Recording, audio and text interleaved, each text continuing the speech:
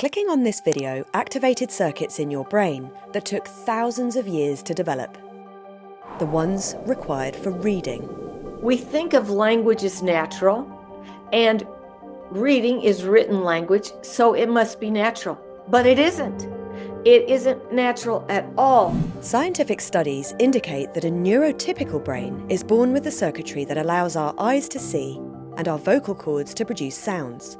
But it doesn't innately have the ability to read.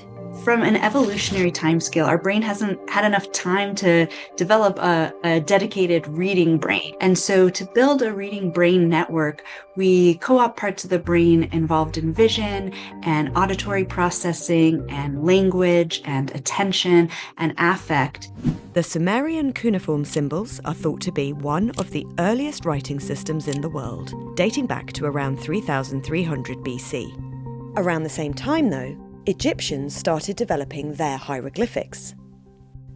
Symbols evolved over time. The more we read and wrote, the more sophisticated they became, becoming the letters and characters we recognise today. Scientists now know that reading activates the brain, so that letters and words become associated with sounds and meanings. Reading is really a whole brain process. It involves activation in all four lobes of the cortex. The process of developing a reading brain alters everything from brain activity to brain structure and brain connectivity. And the language we read also shapes our brain. Chinese characters, for instance, are an example of the logographic system. Each object or idea is represented by a symbol, rather than by a set of letters of the alphabet. Research indicates that learning logographic writing systems activates different areas of the brain than learning an alphabet-based language like English. The areas involved in visual memory and visual association do more of the work. This theory was corroborated after scientists studied a bilingual patient who knew both Chinese and English. The man suffered a massive stroke, which affected some areas of his brain, including his ability to read Chinese.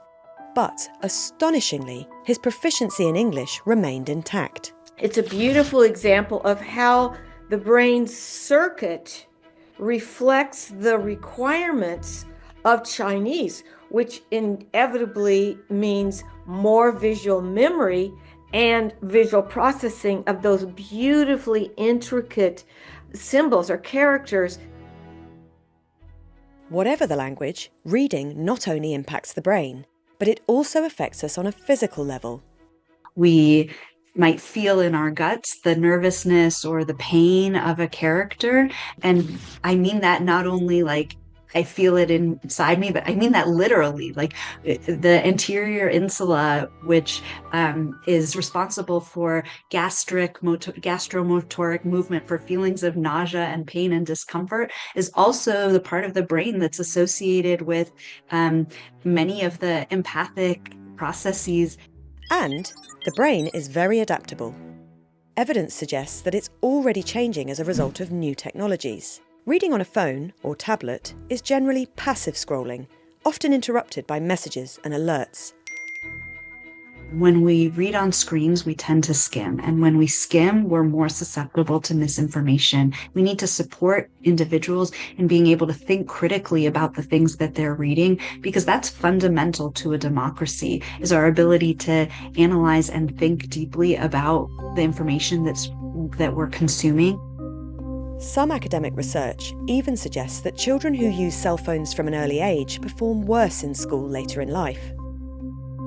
At 8 years of age, the amount of digital exposure predicted their attentional executive function processing and academic performance. And it's a negative. The more digital, the worse academic. If you can imagine, if that brain is constantly being distracted and hyperstimulated, you're going to have them not able to really move from one stimulus to the next without a desire for ever quicker intervals between stimuli. So then you have kids going offline and saying they're bored. It's a relatively new field of research, And some studies suggest that monitored and education-focused screen time can be beneficial to children. For parents concerned about navigating the digital world, the advice is to go back to basics.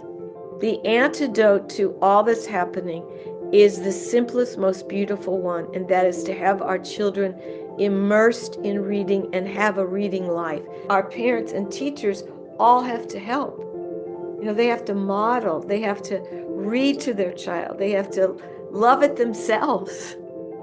And this is likely to have benefits beyond the individual reader.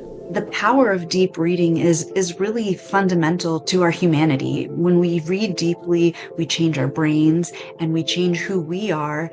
And that process of changing the minds and hearts of individuals changes society and allows us to build bigger, more beautiful futures.